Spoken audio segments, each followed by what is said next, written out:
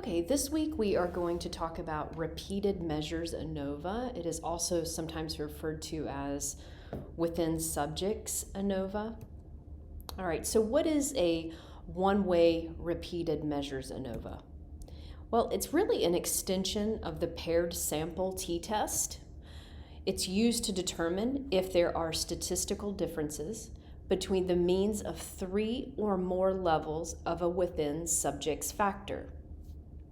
Right, so recall the paired sample t-test is when we have 2 levels of a within subjects factor. So once we have 3 or more, we're going to use a repeated measures ANOVA.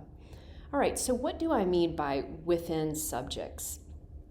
All right, one example or one possibility is that the same individuals are tested on 3 or more occasions on the same dependent variable. All right, so again, the same individuals have 3 measurements on that same dependent variable across time. Another example or possibility is that the same individuals are tested under 3 or more different conditions on the same dependent variable. So let's talk about a couple of examples that use one of these 2 designs. So one would be you implement a 30-week motor development intervention with preschoolers. You want to examine the change in motor skills throughout the intervention. You measure motor skills before the intervention starts, at the halfway point, and at the end of the intervention. So we have those 3 measures of the same motor skills at 3 different points of time: prior to the intervention, at the halfway point, and at the end of the intervention. This would be an example of a design where you would want to use a repeated measures ANOVA. Another example would be you wish to measure the executive function cognitive flexibility using an iPad app under 3 different lighting conditions. So you would have your individuals, and everyone would use the iPad app for cognitive flexibility under red lighting. And then everyone would do the cognitive flexibility app under blue lighting. And then again, everyone would do the cognitive flexibility app under natural lighting. And so you would have these 3 scores of cognitive flexibility under the 3 different conditions for each individual. All right. What are the assumptions that must be met for us to be able to run a repeated measures ANOVA? All right, well, some of these are going to come just from our ANOVA framework. So starting with the fact that our dependent variable must be continuous.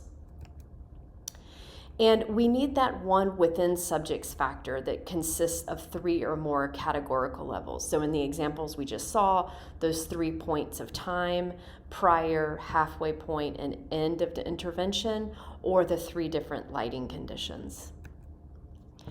Again, this should be common at this point. We do not want any significant outliers in the 3 or more levels of the within subjects factor. All right, the distribution of the dependent variable in each of the 3 or more levels of the within subject factor should be normally distributed. And we're going to continue to use Shapiro-Wilk here to test normality. So again, going back to our motor skill example, we would want the motor skill measurements prior to the intervention to be normally distributed, the motor skills at the halfway point to be normally distributed, and then lastly, the motor skills at the end of the intervention to be normally distributed. And then our last assumption is something known as sphericity. The variances of the differences between all combinations of levels of the within subjects factor must be equal. So this would be like taking the difference between time 1 and time 2. All right, looking at that variance, and that whatever that variance is, it needs to be equal to time 1 minus time 3 and time 2 minus time 3. All right, what is the purpose of a repeated measures ANOVA? All right, it is to determine whether the means of the different levels of the within subjects factor are different in the population. And when we run a repeated measures ANOVA, we're going to get an omnibus test. And this omnibus test is an F test. All right, and again, what we mean here is an overall test. And this is going to sound very familiar to the ANOVA framework that you're already familiar with. All right, so we'll have a null hypothesis that all population means are equal. And so this would be mu1 all the way equal to each mu all the way up to mu sub k, where mu is the population mean of the within subjects factor, and k is the number of levels of the within subjects factor.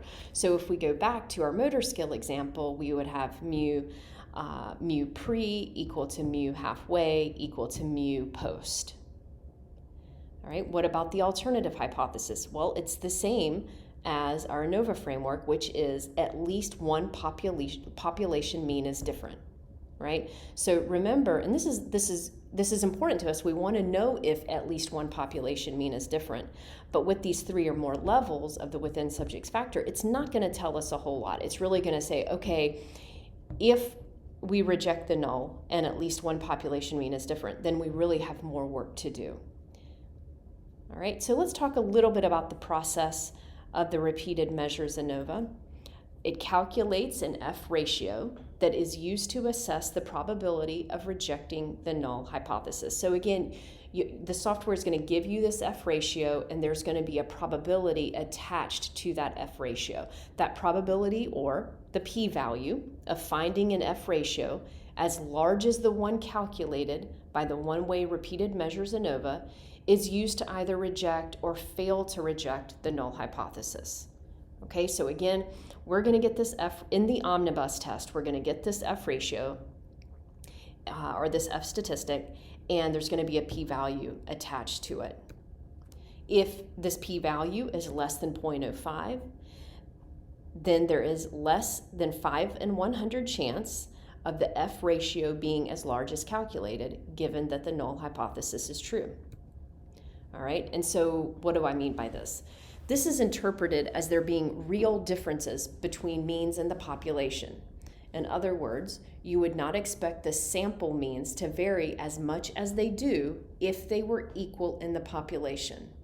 All right, so again, if that p-value is less than 0.05, what we have here is a result that is called statistically significant. And again, that's interpreted as at least one of the population means is unequal. All right, so much like with ANOVAs, all right, when we have a significant p-value in the omnibus test, it's really telling us we have more work to do. And that more work is post hoc tests. Again, the omnibus doesn't tell us much in terms of details. We know at least one is different.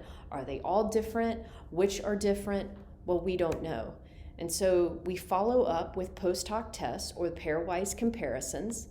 And again, you're going to use, you can use Bonferroni corrections, you can use Holm, you can use Tukey. You'll see later in the examples where I use Bonferroni because I know you guys are familiar with it. All right, and these post hoc tests or pairwise differences test for specific differences between levels of the within subjects factor.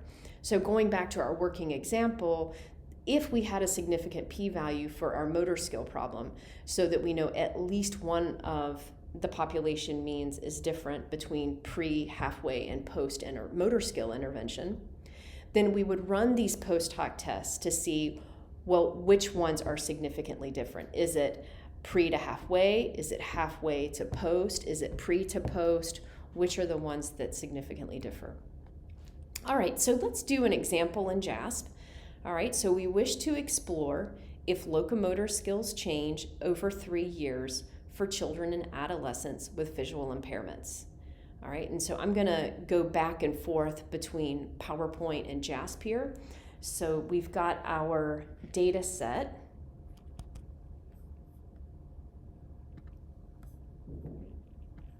All right, so we've got our data set here, and again, we want to know if locomotor skills differ over a 3-year period for these children with visual impairments. So the first thing we need to think about, as always, are our assumptions. So we'll go into descriptives, we will put our 3 locomotor time points in variables. All right, we'll go under statistics and check Shapiro-Wilk, and we'll go under customizable plots and check box plots, and we want to label outliers. All right, and so we see that these results, we're going to see these results over here on the PowerPoint slide. So let's go back. All right, so what do we see here with Shapiro-Wilk?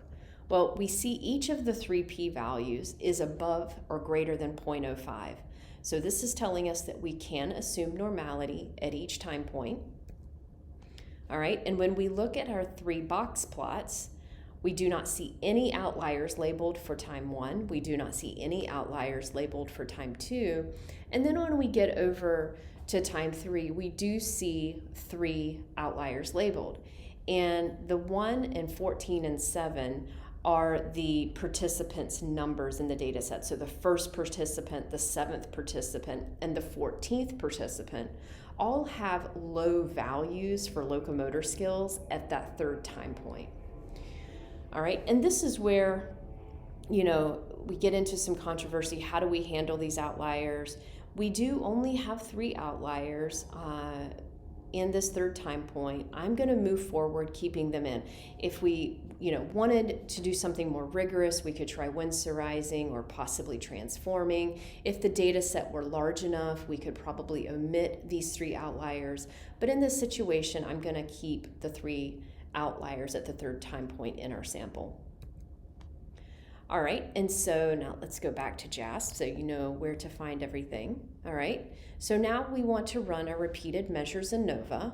All right, but we still have, keep in mind, we do still have the sphericity assumption that we need to check. So we're going to go to ANOVA under classical and choose repeated measures ANOVA. All right, and we see this RM, repeated measures factor 1, and the default here is that there's 2 levels. And we know that we've got 3 years worth of data here. We're interested in these 3 years. So I'm going to change level 1 to year 1. I'm going to change level 2 to year 2. And we need to add a 3rd level for year 3. Okay, and now we see under the repeated measure cells that our 3 years appear on the right-hand side. So I'm going to select my 3 locomotor times and put them in the repeated measure cells. All right, I'm going to go under display and I'm going to check descriptive statistics.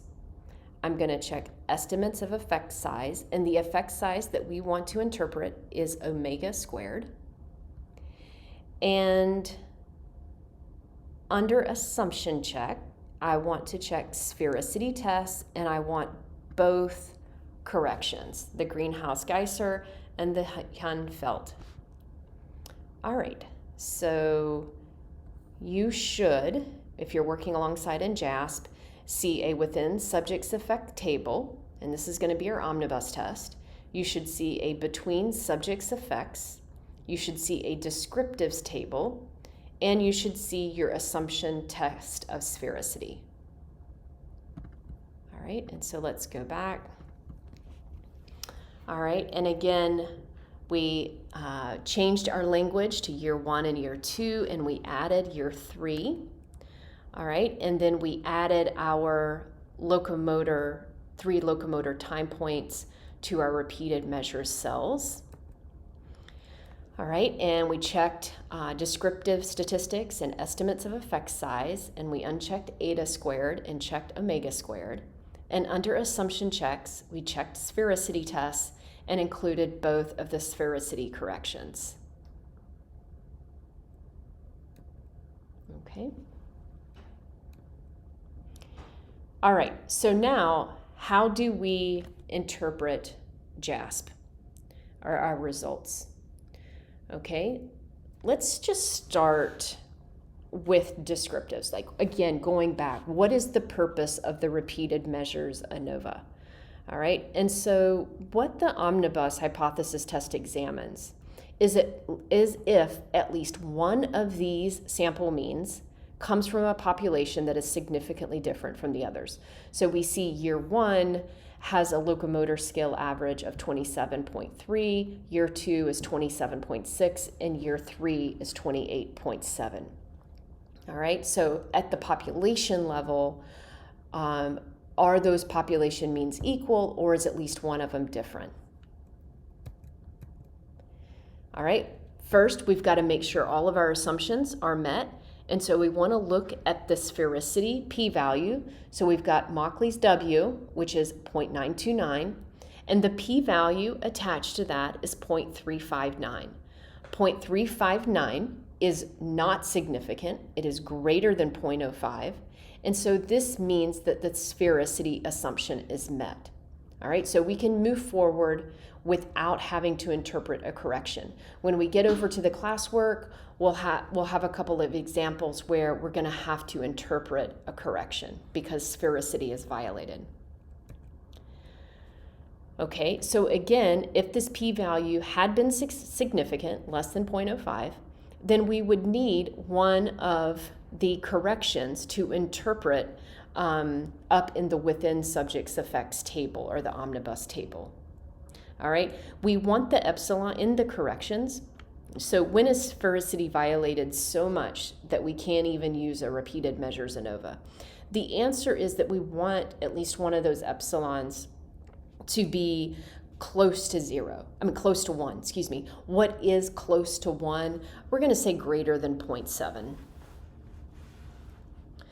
All right, now if we're thinking about our hypothesis test, all right, our 3 means are equal is our null, and our alternative is at least 1 mean is not equal. We look at our p-value for the f-test, and we see that the p-value is 0.598 when there is no correction because we have sphericity. All right, since the p-value is greater than 0.05, we fail to reject the null. All right, you'll notice next to the p-value is the omega squared, which is the effect size. Obviously here we do not have significant results, and so there really is no discernible effect size. But when we get over to the classwork problems, we'll see how to interpret the effect size. All right, so how do we report these results in APA format? And again, this is one of the most important things you need to learn with these tests as they are presented throughout the semester. A one-way repeated measures ANOVA was conducted to determine whether there was a statistically significant difference in locomotor skills over the course of 3 years for children and adolescents with visual impairments. There were 3 potential outliers in the 3rd year as assessed by box plot, but we decided to keep them in the sample. The data was normally distributed at each time point as assessed by Shapiro-Wilk test, and all of those p-values were greater than 0.05.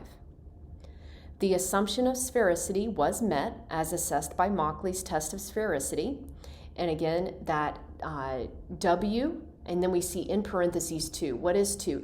2 is the degrees of freedom from the test, equals 0.929. So let's go back for 1 second and take a look at JASP.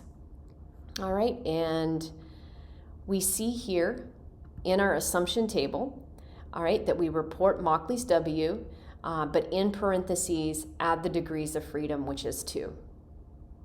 Okay, and we report the p-value for that sphericity test.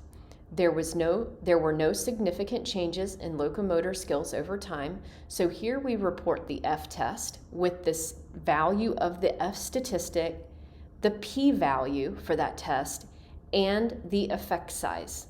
All right, so let's take a look at this, make sure you know where these numbers are coming from. So the first we see is f 2,58. Okay, where am I getting that? Those are the degrees of freedom. We get 2 degrees of freedom for the repeated measures factor or the within factor, and we have 58 degrees of freedom for the residuals or error. And so there we would say f of 2,58, and then we report the value of the f statistic, which is 0.519. So you see I report 0.519. We then report the p-value, 0.598, and we report the effect size here, which is 0. But I do add just descriptively what we saw, which is, but the trend did show locomotor skills slightly increased over the time period from year 1 to year 2 to year 3. But again, they were not statistically significantly different.